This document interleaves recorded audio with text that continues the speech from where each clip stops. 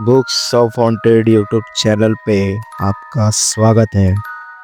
इस YouTube channel पर आपको तरह तरह की हॉरर स्टोरीज देखने को मिलती है।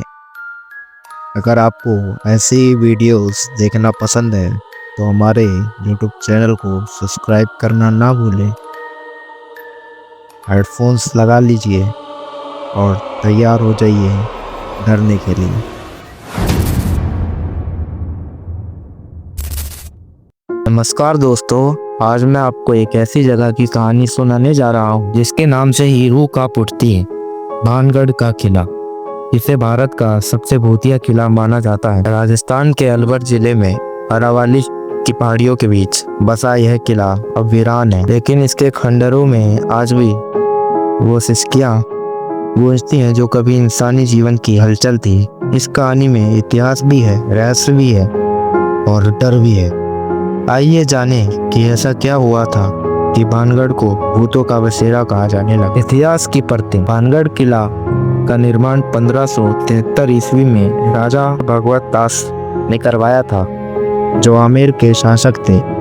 यह किला उन्होंने अपने पुत्र मधु सिंह के लिए बनवाया था। मधु सिंह के छोटे भाई का नाम था मान सिंह, जो मुगल सम्राट अकबर के 9 रत्नों में से एक थे। यह किला वास्तुकला की दृष्टि से एक अद्भुत नमूना है। इसके चारों ओर ऊंची दीवारें, कई मंदिर, बाजार, महल, हवेलियां थी। एक समय में यह किला और आसपास का इलाका समुद्र और जीवन था। लोग यहाँ खुशी खुशी रहते थे, लेकिन फिर कुछ ऐसा हुआ जिसने इस पूरे क्षेत्र को वीरान कर दिया। तांत्रिक सिंधु सवेड़ा की कहानी। कहते हैं कि भानगढ़ में एक बेहद सुंदर राजकुमारी रहा करती थी, रत्नावती। उनकी सुंदरता के चर्चे दूर दूर तक फैले हुए थे। रत्नावती को देखकर कई राजकुमार उनका हाथ मांगने को तैयार थे। इसी दौरान भानगढ़ के पास एक तांत्रिक रहता था जिसका नाम सिंधु सवेड़ा था। वह काला जादू करता था और शक्तियों का भूखा था। वह रत्नावती की सुंदरता पर मोहित हो गया और उसे पाने की योजना बनाने लगा। एक दिन रत्नावती अपने सखियों के साथ बाजार गई। तांत्रिक ने वहां पहले ही एक इत्र बेचने वाले से मिलकर उन इत्र में मंत्र फूंक दिए थे, ताकि जैसे ही रत्नावती उसे लगाए वह उस पर मोहित होकर तांत्रिक के पास चली आए। लेकिन रत्नावती तांत्रिक की चाल को भांप गई। उन्होंने वह इत्र एक पत्थर पर फेंक दिया और उसी क्षण वह पत्थर लुढ़कते लुढ़कते तांत्रिक के ऊपर जा गिरा। उसकी मौत हो गई। मौत से पहले तांत्रिक ने श्राप दिया, पूरा भानगढ़ जल्द ही नष्ट हो जाएगा और कोई भी यहाँ शांतिपूर्वक नहीं रह पाएगा। मैं ये श्राप देता हूँ, श्राप और विनाश। कहते हैं कि तांत्रिक की मौत के बाद कुछ ही समय में भानगढ़ का पतन शुरू हो गया। आसपास की फसलें सूखने लगी, पानी का स्रोत खत्म होने लगा, लोग बीमारियों से मरने लगे। राजा का परिवार भी नष्ट हो गया और लोग डर के मारे किले को छोड़ गए।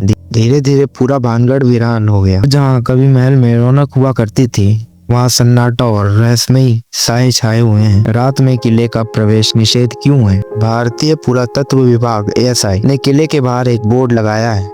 सूर्यास्त के बाद और सूर्योदय से पहले यहाँ प्रवेश करना सख्त मना है। यह भारत में एकमात्र ऐसा ऐतिहासिक जगह है जहाँ सरकार ने आधिकारिक तौर पर रात में आने पर रोक लगा रखी है। स्थानीय लोगों का कहना है कि रात के समय वहाँ अजीब अजीब आवाजें आती हैं, जैसे कोई रो रहा हो, कोई किसी को पुकार रहा हो, पैरों की आहट, किसी के चलने की आवाज। लेकिन जब आप पलट कर देखते हैं तो वहाँ कोई नहीं होता। कुछ डरावने अनुभव। अब मैं आपको सुनाता हूँ कि कुछ ऐसे अनुभव जो लोगों ने खुद साझा किए हैं। 1. दिल्ली से आए पर्यटक का अनुभव। कुछ साल पहले दिल्ली से कुछ लड़के रात में किले के अंदर चले गए। उन्होंने कैमरा लगाए और कोशिश की वहां रात बिताने की, लेकिन रात के बीच एक लड़का जोर जोर से चिल्लाने लगा। उसके शरीर में खरोंचें आने लगी, जैसे किसी ने उसको नाखून से नोचा हो। बाकी दोस्तों ने जैसे तैसे उसे बाहर निकाला। आज भी वह लड़का मानसिक रूप से ठीक नहीं हो पाया। तो गाइड की चेतावनी। भानगढ़ घुमाने वाले स्थानीय गाइड अक्सर पर्यटकों को चेतावनी देते हैं कि सूर्यास्त के बाद यहाँ रुकने की कोशिश भी मत करना। एक गाइड ने बताया कि उसके पिता एक बार देर रात किले के पास फंस गए थे और सुबह जब मिले तो बेसुध पड़े थे और उन्होंने कहा, वो लोग मुझे खींच रहे थे, वो अंधेरे में बिना चेहरे वाले, बचाओ बचाओ। पर जैसे तैसे करके उन्हें होश में लाया गया, उनका इलाज कराया गया और अब वह ठीक है। भानगढ़ आज कैसा है? आज भानगढ़ एक प्रमुख पर्यटक स्थल है, लेकिन सिर्फ दिन के समय में सुबह 6 बजे से शाम 6 बजे तक ही किला खुला रहता है। किले में आज भी कई संरचनाएं मौजूद हैं। सोमेश्वर मंदिर, गोपीनाथ मंदिर, हवेली, नाचघर, रानी का महल, लेकिन हर जगह एक अजीब सी उदासी और खामोशी छाई रहती है, जैसे समय वहीं थम गया हो। कुछ लोग अब भी मानते हैं कि रात को यहाँ आत्माएं घूमती हैं। क्या यह सिर्फ कहानी है? कुछ लोग कहते हैं कि भानगढ़ की भूतिया कहानी सिर्फ एक अफवाह है, जिसे पर्यटन को बढ़ावा देने के लिए फैलाया गया था। लेकिन जब आप वहां जाते हैं और उस वीराने को महसूस करते हैं तो आपको एहसास होता है कि कुछ तो है वहां जो आज भी उस किले को अपने कब्जे में लिए हुए। निष्कर्ष क्या है इस कहानी का?